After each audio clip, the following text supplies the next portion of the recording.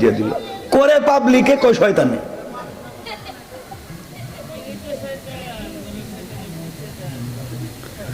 সব দোষ শয়তান, করে পাবলিক কয় আমি করি নাই তো শয়তানে করাইছে, তো তুমি এতক্ষণ কইছিলা। শোনেন, এই জন্য মনে রাখবেন আপনার আমার চরিত্র, আপনার আমার দিলের তাকাজা। রব বলেছেন ওয়ামতাহানাল্লাহু কুলুবাহুম লিত্তাকওয়া, রব দিলের তাকওয়ার পরীক্ষা নিয়ে থাকবেন। সুতরাং আপনাকে আমাকে চলার পথে অবশ্যই মনে রাখতে হবে আমরা যেন কোনোভাবেই আল্লাহর হুকুমের বিরুদ্ধে না চলি, আল্লাহর হুকুমের উল্টা না চলি, রাসূলের তরিকার বিপরীতে না চলি। কিন্তু দেখা যায় সমাজে চলবার পথে আমরা মসজিদে আল্লাহর হুকুম ঠিকই মানি, কিন্তু মসজিদ থেকে বাইরে মানি না। কথা বলেন না কেন? আপনারা বলেন তো, মসজিদে ঢুকে আপনি বললেন আমরা যে নামাজ পড়ি দাঁড়াইয়া, এই নামাজ পড়াটা হুকুম কার? আর যেভাবে পড়ি এই তরিকাটা কার? রাসূলের। আমরা আগে রুকু করি না আগে সাজদা করি, এই হুকুমটা কার? আর তরিকাটা কার? আমরা আগে সূরা ফাতিহা পড়ি না অন্য সূরা পড়ি, এই হুকুমটা কার? এই তরিকাটা কার? আমরা আগে ডান দিকে সালাম ফিরাই না বাম দিকে, এই হুকুমটা কার? এই তরিকাটা কার? আমরা মসজিদে আল্লাহর কাছে বলছি ইয়াকা না'বুদু ওয়া ইয়াকা নাস্তাঈন, আল্লাহ একমাত্র তোমার ইবাদত করি, একমাত্র তোমার কাছেই সাহায্য চাই, সব একমাত্র তোমার জন্য, যা করি তোমার জন্য, যা বলি তোমার জন্য, যা হয় তোমার জন্য। সব বলল আল্লাহ মসজিদের ভিতরে এতক্ষণ যা করছি সব তোমার হুকুম মতো, তোমার রাসূলের তরিকা মতো, আগামী ভবিষ্যতে যা করব সব তোমার হুকুম মতো, তোমার তরিকা মতো। এই মসজিদে আল্লাহর ঘরে বৈশা এই মানুষটা কমিটমেন্ট করলো, ওয়াদা করলো আল্লাহর সাথে, সব কাজে কর্মে হুকুম তোমার, সব কাজে কর্মে তরিকা রাসূলের। এই বেচারাই মসজিদ থেকে বাইরিয়া বাজারে ওজনে কম দেয়। কথা বলেন না কেন? এই বেচারাই মসজিদ থেকে বাইরে সুদ খায়। কথা বলেন না কেন? না খায় না? আমাকে বলেন তো, এই যে ওজনে কম দেয়, এই যে সুদ খায়, ঘুষ খায়, এই যে অনেক নামাজি আছে নামাজ পড়ে আবার ফেন্সিডিলিয়া আবার কারবারও করে, কথা বলেন না কেন? তো আপনাদের কাছে আমি জানতে চাই মসজিদের কাজে আর বাহিরের কাজে কোনো মিল আছে? কথা বলে না কেন? যার মিল নাই তার নাম, যার কথায় কাজে মিল নাই, ভিতর বাহির মিল নাই, তার নাম বলেন মুনাফিক। তার নাম কি? আবার বলেন তার নাম, সবাই বলেন তার নাম মুনাফিক। যেই বেচারায় মসজিদে বলছে ইয়াকা না'বুদু, একমাত্র তোমার কাজ, তোমারই ইবাদত করি, তোমার কাছে সাহায্য চাই, যা করি তোমার তরিকায়, যা করি তোমার হুকুমে, যা করি তোমার তরিকায়, এই কথাগুলা যেই বেচারা মসজিদে বলছে, মসজিদ থেকে বাইরিয়া নিজের মেয়ের বিয়ের সময় গায়ে হলুদ করছে, বাজারে গিয়া চাঁদাবাজি করছে, গরিবের রাস্তা বন্ধ করছে, এতিমের সম্পত্তি নিজের নামে বুয়া জাল দলিল করছে, সুযোগ পাইলে মসজিদের কেশের টাকাও মাইরে খাইছে। বলেন তো মসজিদের কাজে আর বাহিরের কাজে মিল আছে?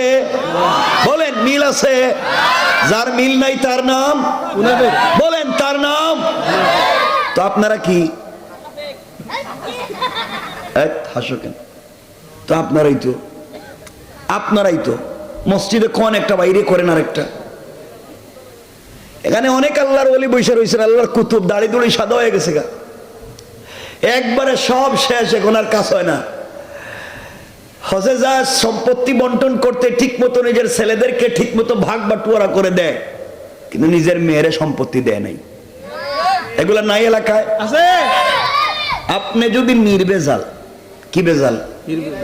নির্ভেজাল টাটকা ফরমালিন ছাড়া কোনো শয়তান দেখার নিয়ত থাকে, শয়তান, তাহলে যেই বেচারা সম্পত্তি বন্টন করতে নিজের ছেলেদেরকে ঠিক মতো দিয়া নিজের মেয়ের নামে সম্পত্তি দেয় নাই, কাবা করে হজে গিয়া কাবার গিলাফ ধরে কামতেছে, আল্লাহ সব ঠিক মতো দিয়েছি, আল্লাহকে বাট পার কস কি? তুই তো নিজের মেয়ের ঠকাই আমার কাছে আইসস কেন? কথা বলেন না কেন? এই বেচারা হইল নির্ভেজাল একটা শয়তান। কি শয়তান? আসতে বলবেন না কিন্তু, বলেন কি শয়তান?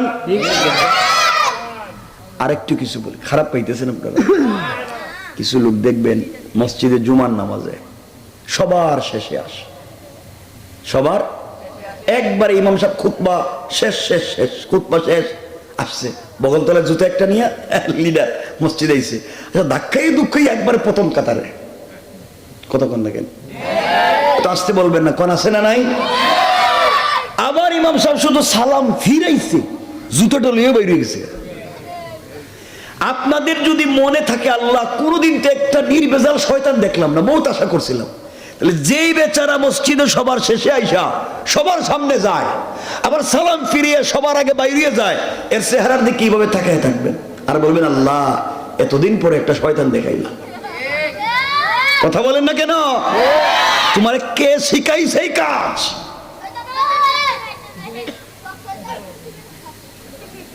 মানুষ কয়েকজন বসে রয়েছে, কি বলতাম তাও তো বুঝতেছি না। আমার কথা খারাপ পাইছেন আপনারা? কষ্ট লাগছে? একটু দেখান তো দেখি হাত উঠাইয়া কারা কারা খারাপ পাইলেন। খারাপ পাইতেছেন মনে হয়, বুঝতেছি তো উল্টাপাল্টা হওয়ারই কথা, কারণ মসজিদের কামে আর বাহিরের কামে তো মিল নাই, এটা আমার জানা আছে। কি আল্লাহর ওলির মতো এরা বসে রয়েছে, কি আল্লাহর ওলির মতো। কেউ হয়তো বউরে পিটাইছে, কেউ হয়তো মোহরের পয়সা বউরে দেয় নাই, এতদিনই সালায় নিতেছে ফিরি ফিরি, এখন পর্যন্ত বউর মোহরের পয়সা দেয় নাই, বিয়ে করছিল 30 বছর আগে, এই ফিরি চালাইতেছে। আপনি কিয়ামতে কি জবাব দিবেন আল্লাহর কাছে? নামাজ রোজার মতো ফরজ, মোহরের টাকা দিচ্ছেন না, বাচ্চা সাপ্লাই দিয়ে ফেলাইছেন 10-12টা। কি শুরু করছেন ইসলামটারে? আর হয়তো এই এলাকায় হইতে পারে, শুনছি অনেক এলাকায় আছে যে বউ মোহরের পয়সা মাফ করে দেয়। অনেক ভালো মহিলারা তো থাকতে পারে, এটা তো খারাপের কথা না। অনেক এলাকায় ভালো ভালো মহিলা আছে যে স্ত্রীদেরকে মাফ করে দেয়, স্বামীদেরকে মাফ করে দেয়। তো আপনাদের এলাকায় আসেনি ভাবে মাফ করে দেয়? অবশ্যই। তুমি বিয়ে করছো নি? বিয়ে করছো?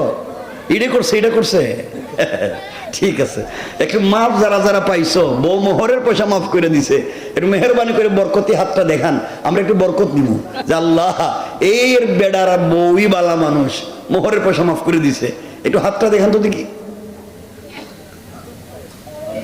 মোটামুটি 4-5 জন হাত উঠিস, ঠিক আছে। এই যে হাত উঠাইছেন, বউ মোহরের পয়সা মাফ করে দিছে, এটা তো খুশির খবর, আমিও খুশি। কিন্তু আজকে রাত্রে না, কালকে সকালে বউরের তালাক দিয়া দেখেন, ডিভোর্স দিয়া, পয়সা দেওয়া লাগেনি, লাভে আসলে আদায় করব, না দিলে মামলা দিয়ে আদায় করব। কথা বলেন না কেন?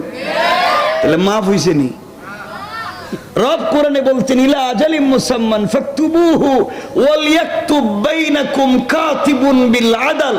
তোমরা যদি কোনো লেনদেন করো, তোমরা যদি কারোর সাথে কোনো কথাবার্তা বলো, তাহলে সাক্ষী রাখো, লেখালেখি করো, নাহলে সকাল বিকাল মিথ্যা কথা বলবো। এই জন্য আল্লাহ বুঝাতে চাইলেন বউর সাথে যেটা এটা লেনদেন, বিবাহ একটা লেনদেন, এই জন্য সাক্ষী লাগে, এই জন্য উভয় পক্ষ ইজিন লাগে। লেনদেন তো এখানেই, আপনি যে মোহর দিছেন অথবা সে যে মাফ করে দিছে, রব বলেছেন লেখো, সাক্ষী রাখো, ও মাফ করে দিছে, নাহলে দুনিয়ায় তোমার আটকাইব, মরার পরে কইব টাকা ভাই। কথা বলেন না কেন? কোরআনে কারিমে সূরা আল মাআরিজ আল্লাহ বলছেন, বিশ্বাস হয় না, আল্লাহ বলছেন ওয়ালা ইয়াসআলু হামিমুন হামিমা। ওই দিন কলিজার টুকরা বন্ধু পর্যন্ত বন্ধুর খবর নিবে না। ইউবাসসিরুনহুম ইয়াওয়াদ্দুল মুজরিম লাউ ইফতাদি মিন আযাবি ইয়াউমিযিন বিবানি। সন্তানও বিশ্বাস করবে না, ওয়া সাহিবাতিহি, বউও বলবে আল্লাহ যেই বেচারার সামনে দাঁড় করাইয়া বলতেছেন ও আমার স্বামী, আমি কিন্তু জীবনে বিয়েও করি নাই। বউ কইব আমি বিয়েও করি নাই, তাহলে আমার স্বামী হইব কোত্থেকে? আমার কথা কি আপনারা শুনতে পাচ্ছেন? কথা বুঝতে পেরেছেন? এই জন্য এই সমস্ত বিপদ থেকে আমাদের বাঁচা দরকার আছে না নাই? এই জন্য কথাগুলা দিল দিয়া শুনেন মুসলমানেরা। এই দুনিয়ার জমিনে চলার পথে যদি ভুল হয়ে যায়, চলার পথে যদি গুনার কাজ হয়ে যায়, আল্লাহ রব্বুল ইজ্জত ওয়াল জালাল কোরআনে কারীমের 19 নম্বর পারা 25 নম্বর সূরা সূরাল ফুরকানের 65 নম্বর আয়াতে বলছেন, আমার আল্লাহ বললেন ওয়াল্লাযীনা ইয়াকুলুন রব্বানা সরিফ আন্না আযাব জাহান্নাম ইন্না আযাবাহা কানা গরামা।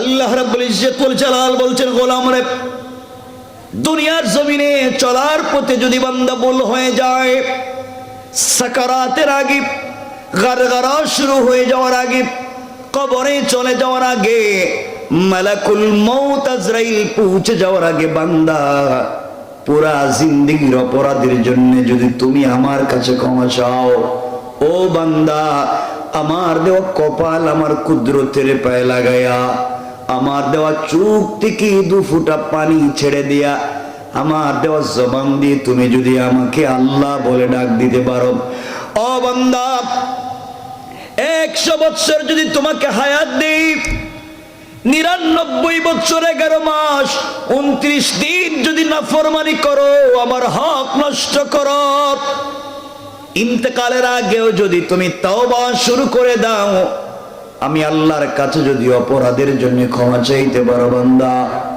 আমি আল্লাহ কথা দিলাম গোলাম রে, তোমার জিন্দেগির অপরাধ গুলাকে ক্ষমা করে দিয়া ওই পরিমাণ সওয়াব তোমার আমল নামায় লিখে দিয়া জান্নাতি বলে ফয়সালা করে দিতে আমার আল্লাহর 1 মুহূর্ত দেরি হবে না। পড়েন সুবহানাল্লাহ। এই যে মাফ করে দিবেন, এটা আল্লাহর হক, রব চাইলে মাফ করে দিতে পারে, কিন্তু আপনি বান্দার হক মাইরা বসে রয়েছেন, বান্দার হক মাইরা বসে রয়েছেন, আপনার মাফ করে দিব কইছে কে?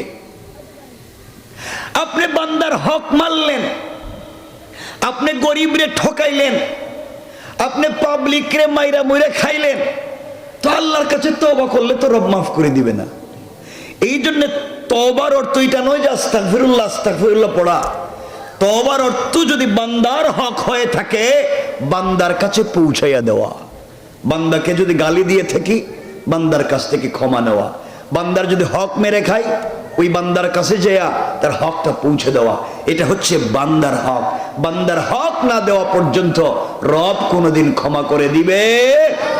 বলেন দিবে? এই যে এই দেশের ভিতরেই দেখেন, কেউ যদি কারো প্রতি জুলুম করে, কেউ যদি কারো প্রতি অন্যায় করে, আমি কোন দলের কথা বলছি না, একজনকে একজনকে ক্যান্টনমেন্ট থেকে 1 কাপড়ে বের করে দেওয়া হয়েছিল, আল্লাহ তাকে 1 কাপড়ে দেশ থেকে বের করে দিয়েছেন। কথা বলেন না কেন? আল্লাহর হিসাবটা এভাবেই। আল্লাহ যদি বেইজ্জত করতে চায়, আল্লাহ এভাবেই কাউকে না কাউকে বেইজ্জত করে ফেলে। এই জন্য মনে রাখবেন, কখনো মানুষের দিলে কষ্ট দিতে নাই, মানুষের হক নষ্ট করতে নাই। মনে রাখবেন, আল্লাহ চাইলে আজকে এই দেশে লাখ লাখ লোক আছে যাদের কোটি কোটি টাকা ব্যাংকে আছে, কোটি টাকা দামের গাড়ি আছে, কোটি টাকা দামের বাড়ি আছে, কিন্তু এখন ঘুমায় বন জঙ্গলে। কথা বলেন, আছে না নাই? কি হইল? ঘর আছে, বাড়ি আছে, সবই আছে, এখন থাকে বন জঙ্গলে। কোনোভাবেই মানুষের হক নষ্ট করতে নাই। এই যে 1-2 দিন থেকে দেখতেছেন ছাত্ররা মারামারি, এই কলেজে মারামারি, শুধু মারামারি, এখানে 2 জন, এখানে 4 জন মরে যাচ্ছে, কেউ গরু জবাই করতেছে, কেউ এগুলো কি আন্দোলন? এটার জন্যে এই ছাত্ররা জুলাই আগস্টে রক্ত দেয় নাই, নিজেরাই কামড়া কামড়ি করে এই দেশটাকে ধ্বংস করে দেওয়ার জন্যই রক্তগুলা দেয় নাই। আজকে আমরা ভুল পথে চলে যাচ্ছি, স্বাধীনতার নাম করে আমরা নিজেরাই ধ্বংস হয়ে যাচ্ছি। এই জন্য আমাদেরকে কন্ট্রোল করতে হবে, আমাদের আবেগকে বুঝতে হবে। আমরা একটা 3rd ওয়ার্ল্ডে বসবাস করি, আমাদের উপরে পুরা দুনিয়া বিপদ ফেলে দিতে পারে, কারণ আমরা মুসলিম। এই জন্য খুব চিন্তা করে ভবিষ্যতে পা ফেলতে হবে, নচেত আমাদের জন্য ভয়ঙ্কর কোন বিপদ সামনে আছে, ভয়ঙ্কর। চাঁদাবাজি করে রাস্তায়, আগের মতোই চাঁদাবাজি তো আছে, ডাকাতি তো আগের মতোই আছে। আগে একজন চাঁদা নিত, এখন আরেকজন নেই। কথা কন না কেন? কথা বলেন। চাঁদা আগের মতোই, আগে একজন নিত, এখন আরেকজন নেই। তো কি হয়েছে লাভ? এই জন্য আল্লাহর ওয়াস্তে আমাদেরকে খুব চিন্তা করে পা ফেলতে হবে যেন আমরা ভুল পথে না যাই। এই দেশটাকে আল্লাহ হেফাজত করুক। আমরা সবাই মিলে দেশকে সমৃদ্ধ করতে চাই। আমরা মারামারি হানাহানিতে নাই, কিন্তু অন্যায়ভাবে রক্ত কেন জড়বে? ছাত্র এই যে 2 দিন থেকে আজকেও দেখলাম কতগুলা ছাত্র নিজেরা এই কলেজ মারামারি করতেছে, এই কলেজ মারামারি করতেছে। আর একটা লাইফ তো, একটা জীবন, এটা তো বহুত দাম। পুরো দুনিয়া বিক্রি করলে একটা জীবনের দাম হয় না। এরা নিজেরাই মারামারি। মনে রাখবেন, কেউ আমাদের পিছনে দাঁড়িয়ে আছে যে নিজেরাই মারামারিতে লিপ্ত হয়ে যাক, এরাই বিপদে পড়ে যাক, আমরা এবার ঠুস করে ঢুকে যাই। ঠিক কথা বুঝেন নাই? আবার বিপদ চলে আসতে পারে আমাদের ঘাড়ে। এই জন্য আল্লাহকে ওয়াস্তে আবেগ দিয়ে নয়, চলেন বিবেক দিয়ে। গ্রামে মারামারি করবেন না। ওই আগে সান্দাবাজি, আগের মতোই সান্দাবাজি, এগুলো দরকার নাই, সব বাদ দেন। আল্লাহর ওয়াস্তে মিলেমিশে চলেন, মসজিদে সালাত পড়ি, আল্লাহর কাছে তওবা করি, কোনো বিপদ যেন আমাদের ঘাড়ে না আসে। কথা বলেন না কেন? আমরা যদি আল্লাহর উপরে ভরসা করতে পারি, কার উপরে? আল্লাহ বলেছেন, কেউ যদি আমার উপরে ভরসা করে, পৃথিবীতে যা চাইবে রব তাকে তাই দিতে পারে। সুবহানাল্লাহ বলেন, আরো জোরে পড়েন সুবহানাল্লাহ। বান্দা যা চাইবে রব তাকে দিতে বাধ্য, যদি সে বলে হাসবি আল্লাহ, আল্লাহই আমার জন্য যথেষ্ট। এই কথা যদি কেউ চিন্তা করে, রবই আমাকে বাঁচাবেন, রবি আমাকে দেখবেন, আমি আল্লাহর জন্য হয়ে গেলাম। আল্লাহ বলছেন, বান্দা পৃথিবীতে থেকেও জান্নাতের স্বাদ পাওয়া যেতে পারে। যথেষ্ট মনে করতে হবে কারে? বলেন কারে? সেজদায় গিয়ে কাঁদতে হবে। আমাদের সব জায়গা নিরিবিলি, ঠান্ডা মাথায় আমরা দোকানের পয়সা গনি ঠান্ডা মাথায়, সব চিঠি পড়ি ঠান্ডা মাথায়, ফেসবুক কত কিছু আমরা করি ঠান্ডা মাথায়। নামাজে গেলে রুকু সেজদা মনে হইতেছে বিদ্যুৎ গতিতে, বিদ্যুৎ আয় আর যায়। এটা কি? এটা কোন জাতের নামাজ? মসজিদে গেলেই তোমার তাড়াহুড়া। আল্লাহ বলেছেন হাইয়া আলাল ফালাহ, কল্যাণ আমার কাছে, আর তুমি মসজিদে এসে ঢং করো, সেজদার রুকুসুর তাড়াহুড়া করো। কোন দিনও সালাত ঠিক মতো হবে না। এই জন্য অনেক নামাজি কিয়ামতের দিন আল্লাহ বলছেন ফাওয়াইলুল লিল মুসাল্লিন, অনেক নামাজিকে তার নামাজি জাহান্নামে নিয়ে যাবে, তার নামাজি তাকে জাহান্নামে নিয়ে যাবে। নিজের নাই নামাজের ঠিক, মসজিদে এইসব ভুল ধরে হুজুরের, হুজুরের ভুল ধরে। গ্রামে 70 ঘর 100 ঘর, 100 ঘরে প্রাইভেট ইংলিশ টিচার আছে কমপক্ষে 50 জন। গ্রাম থেকে প্রত্যেক মাসে শুধু প্রাইভেট টিচারের পিছনে গ্রামের মানুষ কমপক্ষে 3-4 লাখ টাকা ব্যয় করে। এক এক করে 2-3 জনে পড়ে না? প্রাইভেট টিচারকে পুরা গ্রাম মিলে 3-4 লাখ টাকা দিয়ে দেয়, কিন্তু এই পুরা গ্রামের নামাজের ইমামের দায়িত্ব একজনের। ওই বেচারা মসজিদে সবার দায়িত্ব নিয়ে নামাজে দাঁড়ায়। একদিন যদি ওযু ছাড়া নামাজ পড়ায়, কারণ নামাজ হইব নি? কথা কন না কেন? কিন্তু দেখবেন ওই ইমামের বেতন দেয় না, 5,000, 7,000, 8,000। হুজুর এত টাকা দিয়ে কি করে? হুজুরের তো টাকা লাগার দরকার না। হুজুর কি, হুজুর কি মানুষ না? হুজুরের টাকা লাগতো না, কম দিল হইব হুজুরের। হুজুরের টাকায় সব বরকত।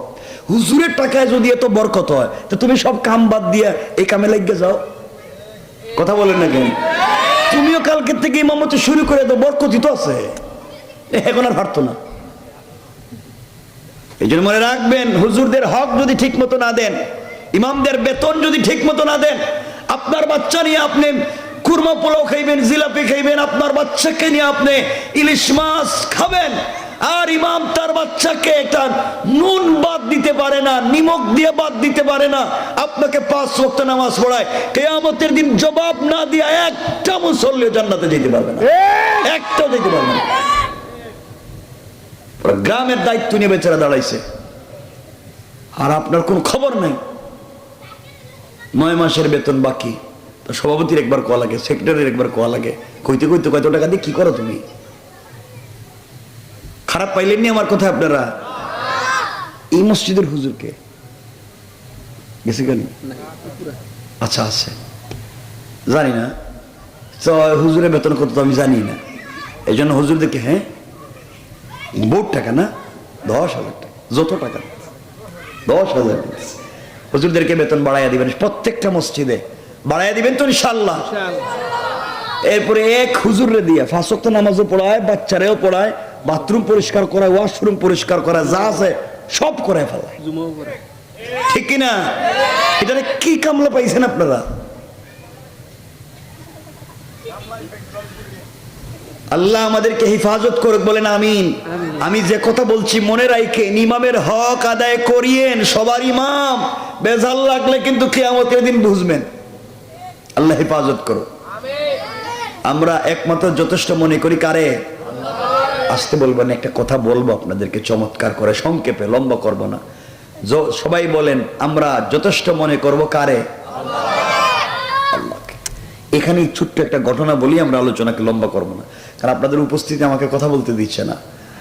এরপরে কষ্ট নিয়েন না, কিছু বইলে দিই, সংক্ষেপ করে দিব। উঠবেন না তো কেউ ইনশাল্লাহ?